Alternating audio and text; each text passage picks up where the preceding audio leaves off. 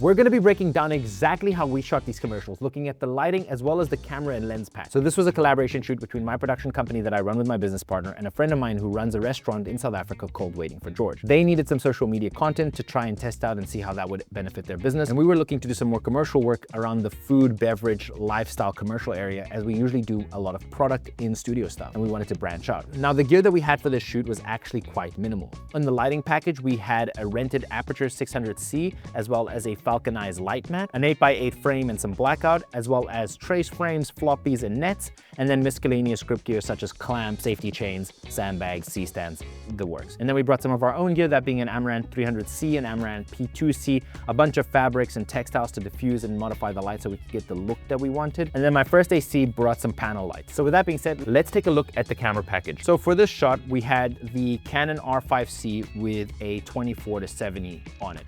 The reason why is we want it to be quite dynamic. If we saw something happening, we want it to be able to quickly move around. And that is pretty much our main lens. We use the 85 as well with the macro extension tubes to get really creative detail shots. Now, the camera settings that we were using throughout the production is that we had the camera at base ISO 3200, but I brought that ISO down to 800. I find that that gives me a much cleaner black level. And then for our aperture, we either had it at f2.8 or 5.6, depending on what was happening. And then for macro shots, depending on what we were shooting, we either had it at f11 or f8, which leads us to our main lighting setup. Now, this shot over here we used for maybe 80% of the shoot. And that is because majority of the shoot was around the cocktails being mixed, the drinks being poured. We wanted to have those be the center of attention. So for the shot, the first light that we ended up setting up was the Falconized Flex LED. I believe I was using the 120 by 65 centimeter with a full stop of diffusion to create this pool of light right here.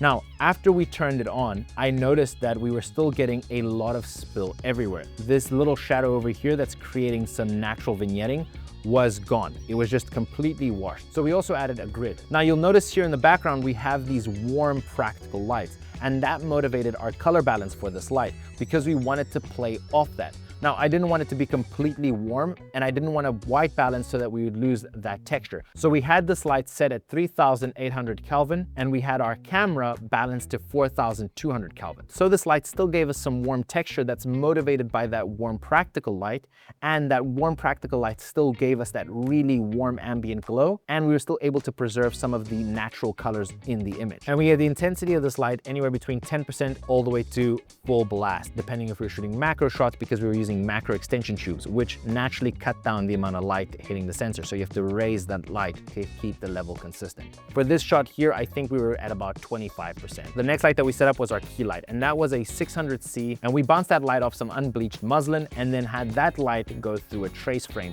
to really create a soft, pleasing shadow all across the image. And that's what's creating these light streaks over here, as well as giving some level to our subject when he's outside of the spotlight that we have from the Falconized.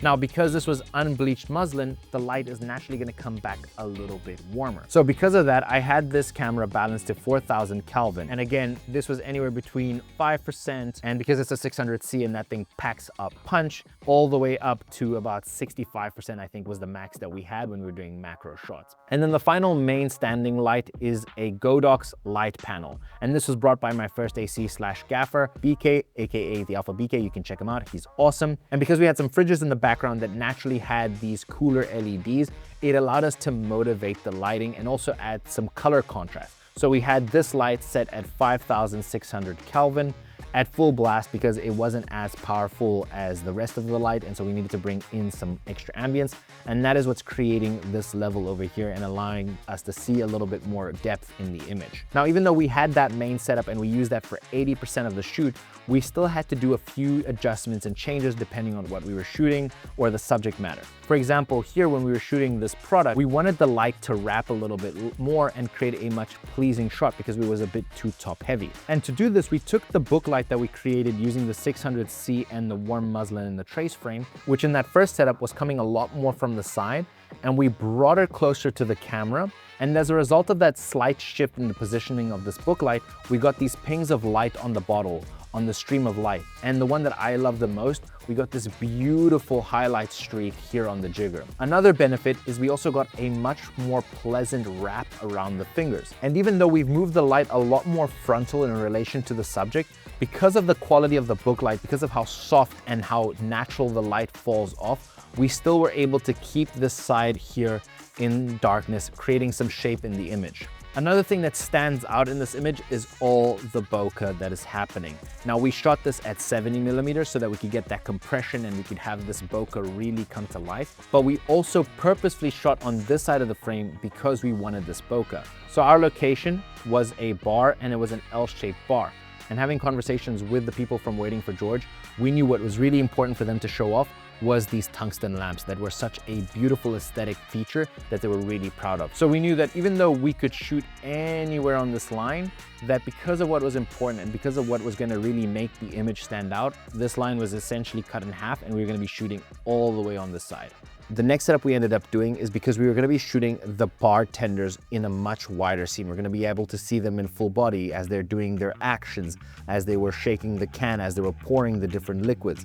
And because of that, we needed to adjust our lighting setup, because our first lighting setup was to be contained, a lot more focused on the drink. The second setup, we needed to go wider. We needed to light the space. And so for the setup, what we ended up doing was taking this falcon eyes, which was roughly around here in the previous setup, and we moved it all the way up here.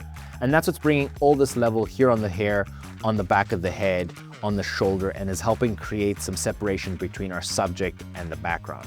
Now, in the previous setup, we were maneuvering our book light depending on what we were shooting, if we wanted a little bit more wrap or if we wanted a little bit more contrast. For this shot here, we wanted the wrap to be really soft and subtle, so we brought it quite close to the camera. We had it around about here, still going through the muslin, through the trace frame, and still in the same intensity. It was a little bit more frontal, and now it's creating this really nice wrap while still having a little subtle bit of contrast going down the back of his neck.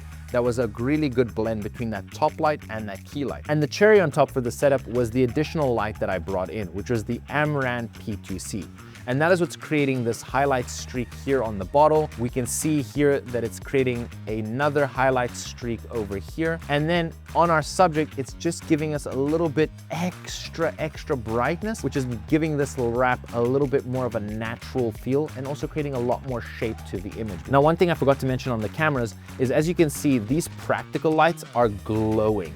And that is because on the camera, we had a 1/8 black diffusion from K&F, and that was just creating a little bit of that extra ambient glow, giving it a little bit more of a cozy feeling and just softening the image a little bit more, which I really loved. And so with this setup, I was pretty much done and dusted. I didn't really have to move or fiddle the lights around, and I wanted to allow them to be free and express themselves as they were mixing their cocktail. For this setup, even though we're lighting a new space, because we were a relatively small crew, the name of the game was, how do we take what we've already set up for the previous shots and make it work and still create something that looks absolutely stunning? So we took that book light setup that was on the left side of the frame and was pushing light left to right, and we flopped it to the right side of the frame. And after setting up this book light and positioning it just perfectly, we realized the settings were working wonderfully and we didn't really have to change anything. And this is what became the key light for her and was also lighting up my shirt. And this book light is motivating and enhancing the light that's coming off of these practicals. Another light that we ended up repurposing was the Godox light panel that we used in the previous setups to augment the fridge light. Now, I specifically grabbed this still because you can see that it is right here in the corner, but in the final frame, we adjusted that bottle to hide the light panel. But we brought it in to carry that theme over of the fridge light, creating a little bit of a blue cast, which was motivated because we saw it in the previous shots, but also just helped create a bit more sense of depth, and that makes the image feel a lot more three-dimensional. And also a pleasant surprise to it was, because of where I was framed, it also helped me stand out a little bit from the frame without having to light myself even more and add more lights to the setup. It was a two birds, one stone kind of situation. Then the final step of the setup were these practical lights that the bar puts on the tables, and I was pleasantly surprised by them, mostly because when they turned on for the first time, I saw cool white light and I started panicking because because it was not part of the color palette or the world that I was trying to build. However, they have 3 lighting functions, and I absolutely loved what they were doing in the frame. They aren't properly calibrated lights that are meant to have accurate white light, so the warmth was different for each of these lights, and it was just creating these little pops of different warm textures on the furniture, on the table, and I absolutely loved. Now, they are 100% overblown, but I wanted that to happen because I'm using the diffusion filter, and I wanted those lights to bloom a little bit to dirty up the frame and just give it this sort of speakeasy vibe. So I purposefully let them and the tungsten lights in the background overblow. Now, there was actually one more final step that we ended up doing, and that is because of how directional this light was, and because we had this very gray wall that was just sapping the light, we ended up with actually an incredibly dark, underexposed area over here. So we ended up bringing in a 5-in-1 reflector. I think it was a 95 centimeter, and we had it just off camera, and that was just bringing back some of that level and making sure that it wasn't completely crushed in darkness. And that is how we created these commercials. Hopefully you can take some inspiration from how we shot these and use them in your next shoot. Till then, I'll see you on the next one.